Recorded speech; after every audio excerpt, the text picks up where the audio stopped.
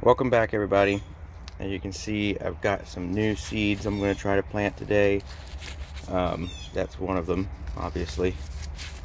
I'm going to try and plant I've got two different kinds of Rutabaga that I recently bought off Mary's Heirloom Seeds.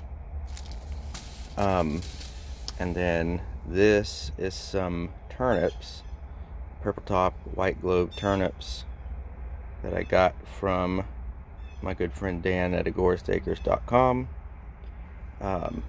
If you're watching this video and you need seeds, if you go to agoristacres.com and use the code OLD37 at checkout, no caps or anything like that, just OLD37, you will get a discount.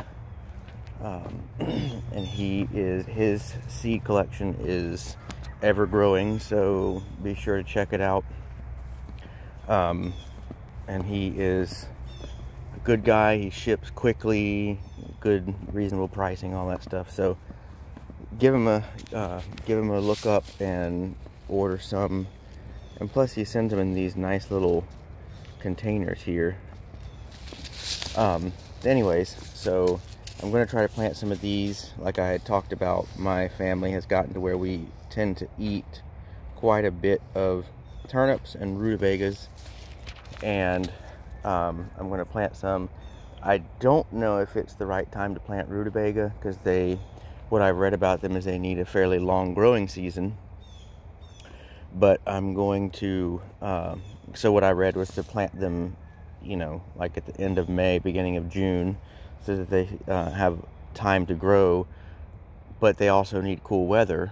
So the problem is, if I planted them at the end of May, beginning of June, is it the end of May, beginning of June, something like that, because then you'll have rutabaga by fall or something like that, what I read. It is really hot here. That's like our hottest time of the year, or getting into our hottest time of the year, and I don't want to plant them during that time because it will be way too hot for them. So I'm going to try planting them now, see if they grow. I honestly don't even know how well rutabaga does here, but we're going to give it a shot anyways. It's called experimenting, see what happens. But I did read, and this is from the UF extension, I did read that right now is a good time to grow turnips, so I'm going to plant some turnips. I've not grown either one of these, so we'll see what happens. This is my first try. As you can see, I've been putting some leaves. This is from this cherry laurel over here that's growing. That's growing. That it's huge. So I'm putting it over. I put some of the leaves there, I put some of the leaves here, I put some over there on the blueberries, just adding a mulch layer. I've thrown down some Mexican sunflower. So yeah, just trying to work on, my mulch layer. But, I didn't get my little trowel. Let me go ahead and get these seeds in the ground and see what happens. Hopefully I can get them to grow. But turnips, I think, are a fairly quick growing plant, so I'm not as worried about the turnips as I am about the rutabaga, because I know turnips will grow here, and I know turnips are a fast growing plant, so you don't really have to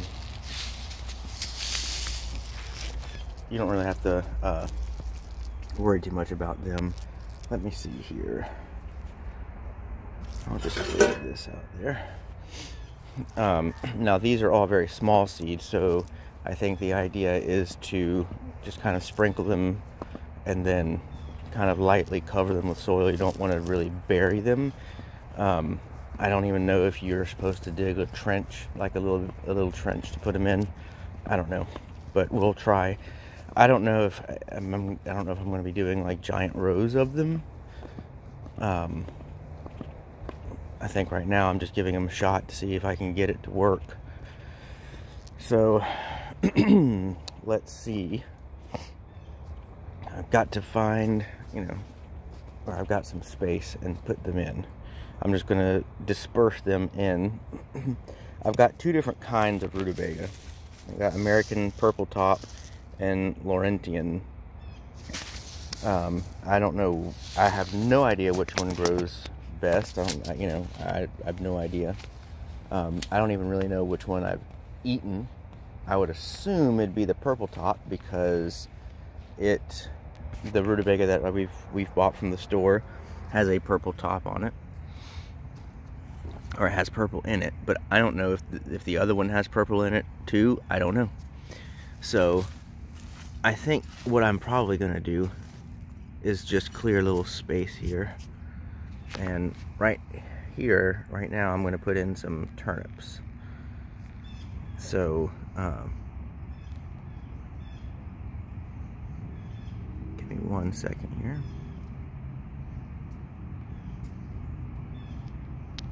As you can see, the seeds are really small, so these do not need to go deep. If you plant these too deep, then it will fail to germinate because they can't get they just won't be able to find their way out. So what I'm gonna do here, sorry, I'm finagling my phone. I'm gonna plant a little bit here. I'm just gonna sprinkle a little bit like this. Now the problem is I see ants crawling, and they may devour these seeds before I even get a chance to grow, but we'll give it a shot anyways. But and I'm just going to lightly do this and scrape the soil over the top of them. I'm not going to put the mulch back on. I'm going to leave it open so that it can come up. And I'm going to do the same over here. Clear some of this back.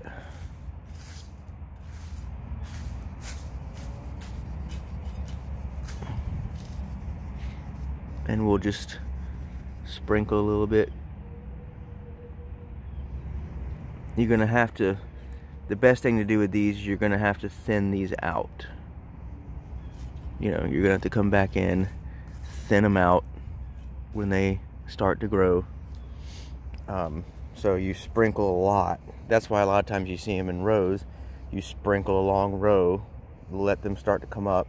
You come out and you start to thin them out, keep the ones that look the best, and then you come back again, find the ones that look the best, thin them out, take the ones that aren't growing as well out, just snip them. You don't have to pull them out, just snip them off.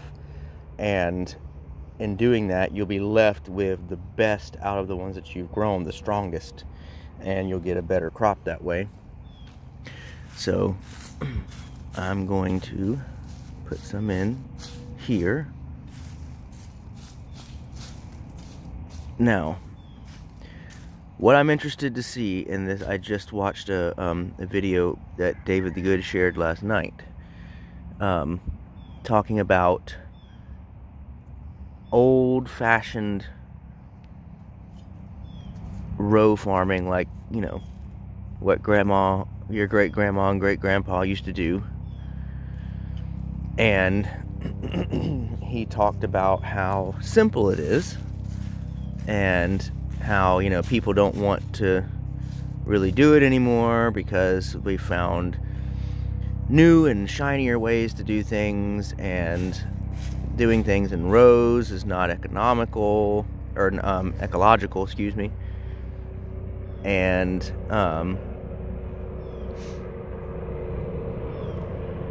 how, you know, you should be doing it with mulch, you should be doing no dig or no till, you should be doing all this stuff because it feeds the soil and all this and that. Well, like I have stated, like I had stated, I am trying this grocery row style that David talked about, and he's got a little booklet out on it, where you make rows and then you add mulch and all that sort of stuff. You mulch with various different things. and you also create almost like a permaculture style where you put in trees and you keep them small. I've got a couple of trees that I'm going to put in, actually. I'm putting the top back onto this little bottle, so give me 1 second. I've got a mulberry and I've got a Barbados cherry that I started from a clipping, and I'm going to put them in out here, and the object is you let them become a canopy level, but you keep it small so that it doesn't overtake everything. But he also talked about how he's known people who, you know, being in the South and it being hot and conditions are right and everything, he's known people who have grown and tried to do no-till, and he said that the bugs were just unreal and they couldn't do it. And just now, seeing those seeing those ants, my wife had eggs for breakfast this morning, maybe that's why I'm saying eggs.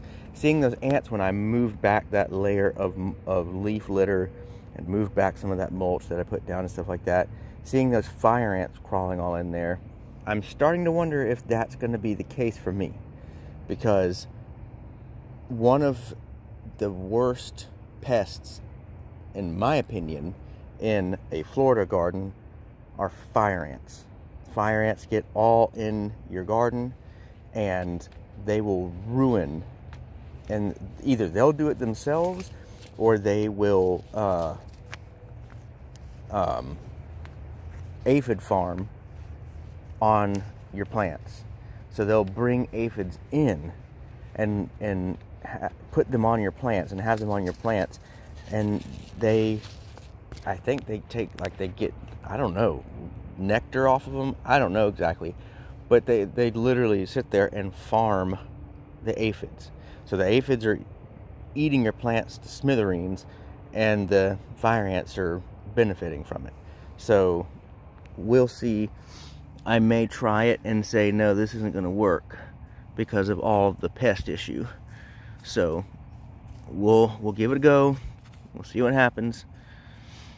But if need be, I will go back to just a bare earth row style garden and maybe do a permaculture style thing somewhere else. I don't know. I just don't want to invite in a bunch of, I certainly don't want to invite in a bunch of ants, and I don't want to invite in a bunch of pests by having that mulch layer. So if that becomes a problem, the grocery row style will be out the window, because I'm not going to do that. So right here I'm going to throw down some of the Rutabaga, and I think I'm going to try this time doing the American purple top. So we'll see what becomes of it. Like I said, I don't know. I know, like, my father-in-law has grown Rutabaga here, so it can be done, but he, you know, he does not a lot of times use organic method farming, so it might not be able to be done using organic method farming. You know, I don't know if he sprayed his or not. I have no idea. It's been years since he's grown any.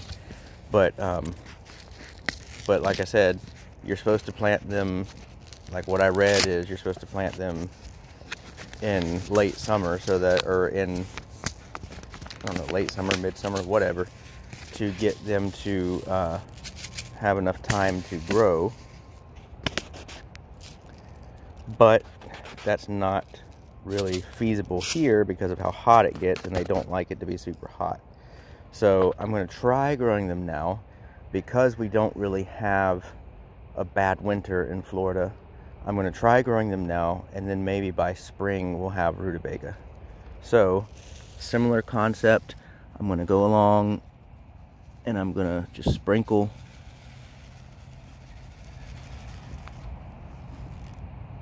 Oh, and I'm already out.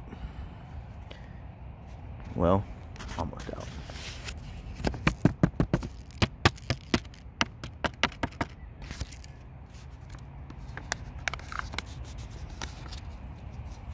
and that's okay. I would put the other ones down in the little other half of this little row, but I don't want to confuse the two types, because I want to know which one does best if they do anything at all, so that in the future, if I plant Rutabaga anymore, I will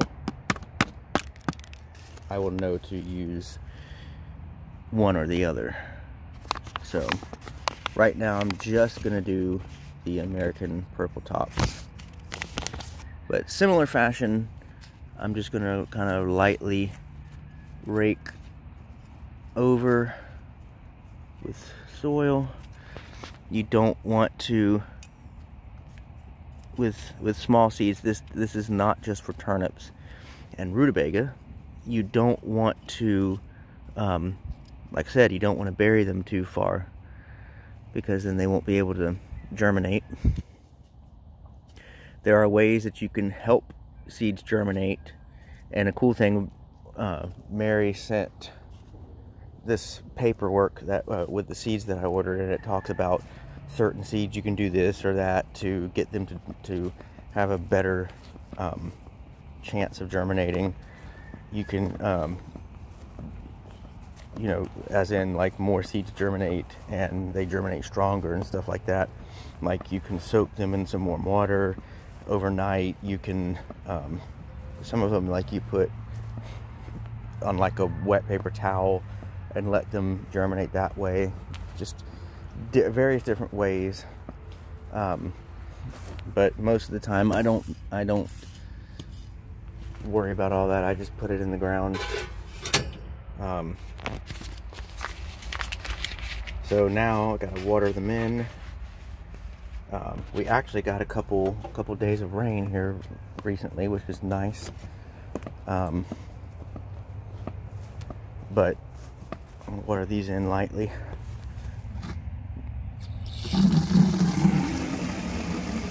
I'm not gonna soak them. I'm just gonna water them in lightly, because the soil is already a little bit moist. Because this time of year, the nice thing is, even though it's not cold right now by any means. I mean, right now this morning it's a little cool outside. I'm cold, but that's because I'm Floridian by nature. So, but you know, it's not cold by any means, but it is. It stays cooler, and which means you can stretch watering times, because when the soil is cooler, the water doesn't evaporate as fast. Like during our spring and summer here, you know, I almost have if I've got stuff growing during the summer, I almost have to water every other day, because it gets so hot and dries everything out. And it depends on if it's raining too, because you know, we get a lot of rain during our summertime. So if we get adequate rain, I don't have to, but our springtimes are usually dry, and it already starts to get hot here during the spring. So I don't, you know, I have to water pretty frequently. I didn't get enough water. I gotta get a little more. I have to water pretty frequently during the spring, because our rainy season doesn't start until summertime here. So about, you know, maybe end of May, beginning of June, then we have our afternoon thunderstorms that we usually have here.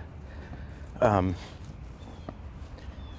also in the fall, it's usually pretty dry here. So having those couple days of rain was nice, but it's been really dry. But it's cooler, so I don't have to water as much,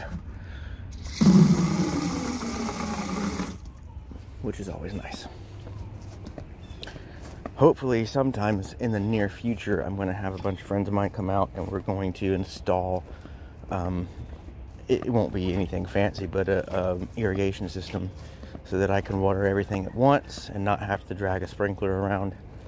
Because I want to be able to water all ends of my orchard, food forest, wherever you want to call it. I want to be able to water all ends of that. Right now I have to drag that rainbird around, and I still can't reach, you know, every corner of the orchard area. I can't reach all the way out there, like where my mango is. That tree right, oh, don't focus on me. That tree where my finger's pointing, that's my mango. That's an avocado. And the peach is right there. I can't reach all the way out to at least the mango. So I want to get irrigation system set up to where it reaches out all the way out there.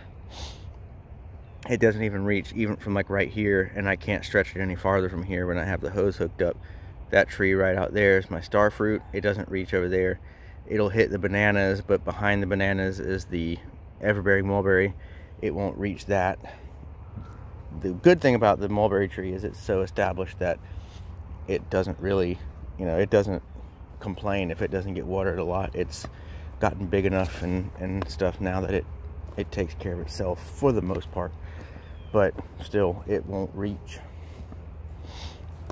And I want to be able to reach it all at once instead of having to, you know, move a sprinkler here, move a sprinkler there, and then haul water out where it's not reaching. So, but anyways, that's all I'm going to do today. I'm actually going to go trim one of the tomato plants just because I hate trimming it off when I can see it's blooming, because I know those tomatoes are going to make fruit, because those tomatoes are very vigorous. But I don't want it. Tomatoes can get very, depending on, there's a type called determinate and types called indeterminate. I still haven't 100% learned what's what, and one of them kind of just grows in a controlled manner. The other one is all over the place. These tomatoes are all over the place, as you can see by this one right here that I did not have a cage on. They just go all over the place. But I'm trying to better control these. But you can see how it's blooming here. And I promise you, oh, yep, there's already a tomato on that one. I'm gonna have to end right here. I hate cutting them off, but I don't want this to, I think if I cut it right there, it won't grow anymore from that spot. So we'll leave that there to rot down. And actually, I'm gonna cut off these little shoots that come off. We'll do that. But I don't want it to, you know, I don't want it to go all over the place. I want it to stay in a controlled area, you know, and become more bush-like instead of all leggy, and, you know, because they will get all over the place. But anyways, that's all I'm going to do for today. And hopefully we'll get some turnips, and hopefully we'll get some rutabaga.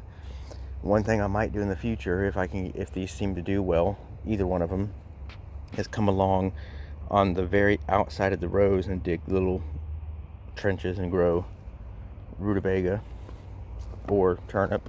Turnips would do that nicely because they don't get very big. Turnips and radishes, both of them, you can do that kind of along the outside of the rows. They don't get very big, they don't take up a ton of space, and you can grow them along the outside of the rows, and you will have harvested them before whatever you put in the middle is harvested. But that's one of the nice things about radishes and turnips, is they grow very fast and they're quick to harvest. So anyways, thanks for watching. I appreciate it as always. Please drop a line and let me know you were here. And I enjoy talking to everyone, reading comments. And please subscribe if this channel has something that you enjoy. I know that I'm not professional level, but I do appreciate it if you subscribe and help me grow the community.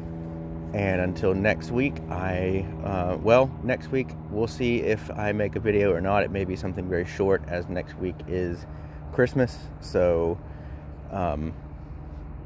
If I don't make a video, I'll go ahead and wish an early Merry Christmas to everybody. If I do, then I will see you back next week. Thank you so much for watching. Take care.